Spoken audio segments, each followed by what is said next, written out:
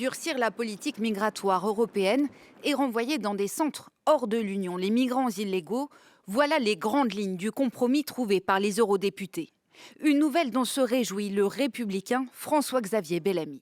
Ce sera le changement de la définition des pays de retour. Nous pourrons expulser des individus, y compris vers des pays dont ils ne viennent pas. C'est la fin de l'impuissance, c'est la fin du chantage des pays qui refusaient d'accepter tout simplement de reprendre leurs ressortissants. C'est une vraie révolution aussi dans la politique européenne. Une révolution détaillée sur le site de l'Union européenne qui évoque une politique efficace, ferme et équitable.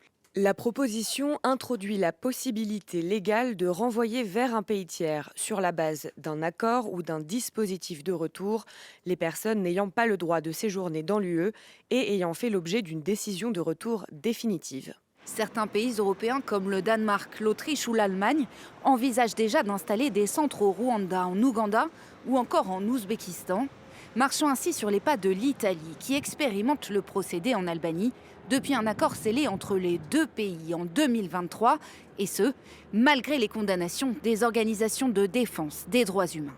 L'argument pour justifier ces pratiques, le faible taux d'aboutissement des décisions d'expulsion, qui est de 20%, une statistique très critiquée par les partisans d'une ligne migratoire plus ferme, au moment où la droite et l'extrême droite effectuent une poussée au Parlement européen.